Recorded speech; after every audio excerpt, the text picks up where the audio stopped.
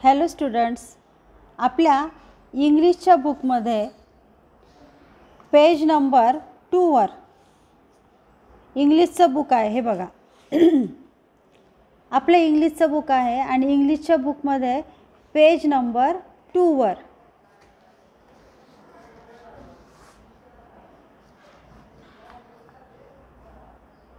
Page number 2 आपल्याला इथे दिलेलं आहे रिव्हिजन म्हणजे आपण या ठिकाणी काय करत आहोत, उजळणी करत आहोत. रिव्हिजन म्हणजे काय करतो, उजळणी करतोय.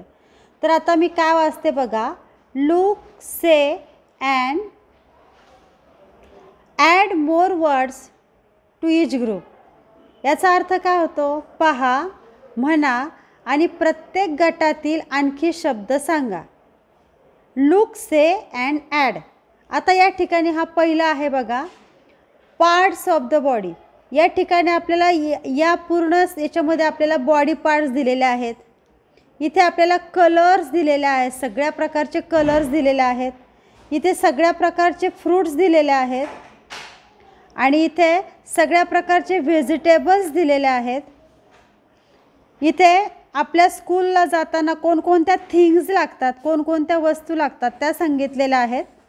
आणि इथे आपल्याला things we use at home म्हणजे आपल्याला घरामध्ये कोणकोणत्या प्रकारच्या वस्तू लागतात ना, त्या या ठिकाणी आपल्याला दिलेल्या आहेत.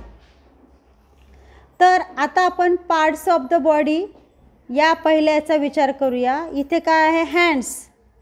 इथे हँडचं पिक्चर दाखवलं. बॉडी पार्ट्स आहे hands, nose, eyes, head, years.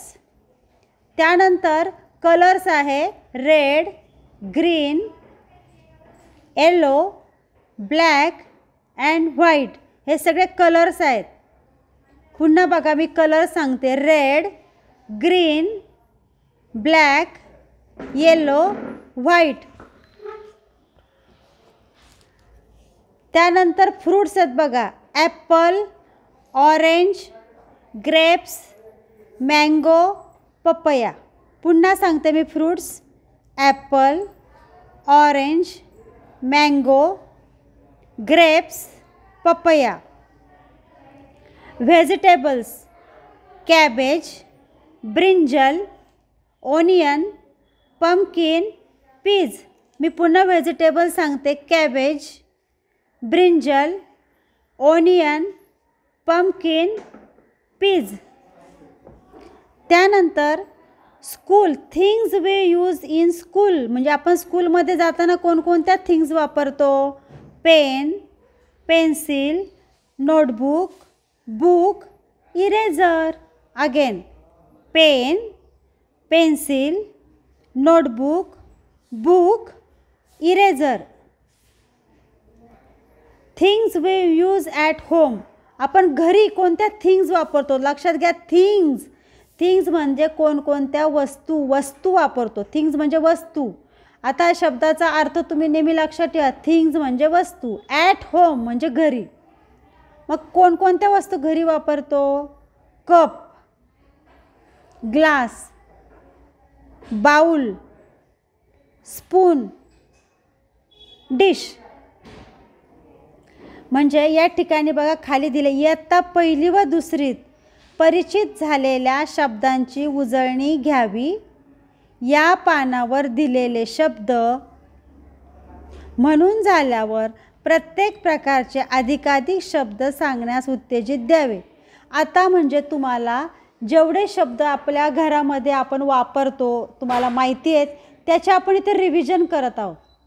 तर तुम्ही आज काय करायचं आहे, पार्ट्स ऑफ द बॉडी, स्वतः उभं राहायचं आहे आणि बॉडीचे पार्ट्स सांगायचे आहेत. स्वतः उभं राहायचं आहे. उभं राहिल्यावर तुम्ही स्वतःच्या बॉडीचे पार्ट सांगायचे आहेत. This is my head, this is my hands, this is my knows, this is my eyes, this is my years. आणि हे सोडून तुम्हाला अदर बॉडी पार्ट्स कुठले कुठले माहिती आहेत तेही सांगायचे. ओके. त्यानंतर कलर्स, तुम्ही अशा प्रकारे वेगवेगळे कलरच्या वस्तू घ्या, वेगवेगळ्या कलरचे पेपर्स घ्या. तुमच्या घरात वेगवेगळ्या कलरचं कोणत्याही थिंग्स असतील त्या घ्या आणि मला कलरची नावं सांगायची. धिस इज रेड कसं बोलायचं? This is red colour.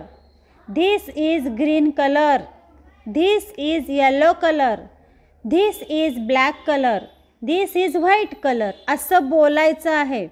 त्याच्यामुळे आपलं इंग्लिश आपल्याला बोलायला पण शिकायचं आहे, लिहायला पण शिकायचं आहे.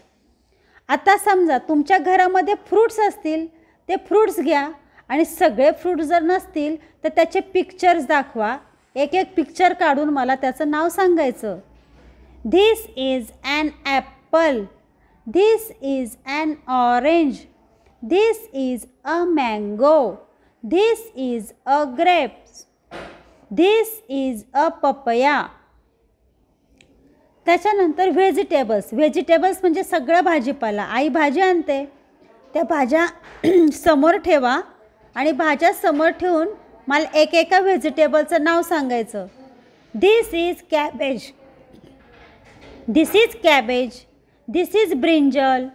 This is pumpkin. This is onion. This is peas. हे बोलायचं आहे व्हेजिटेबलची नावं सांगून. त्यानंतर things we use in school. स्कूलमधल्या थिंग्स मला दाखवायच्या आहेत. आपण स्कूलमध्ये काय काय नेतो मला ते दाखवा आणि नंतर त्यात बोलायचं आहे. This is a pen. This is a pencil. This is a notebook. This is a book. This is an eraser असं बोलायचं आहे, दाखवायचे आहे ऑब्जेक्ट. त्यानंतर things we use at home. आपण घरी कोणकोणत्या वस्तू बघतो मला घरातल्या वस्तू एक एक वस्तू दाखवून सांगायचं आहे. This is a cup. This is a glass. This is a bowl. This is a spoon. This is a dish. अशा प्रकारे आपल्याला काय शिकणार आहोत आपण आज? पहा, म्हणा आणि प्रत्येक गटातील शब्द सांगा. Okay, done.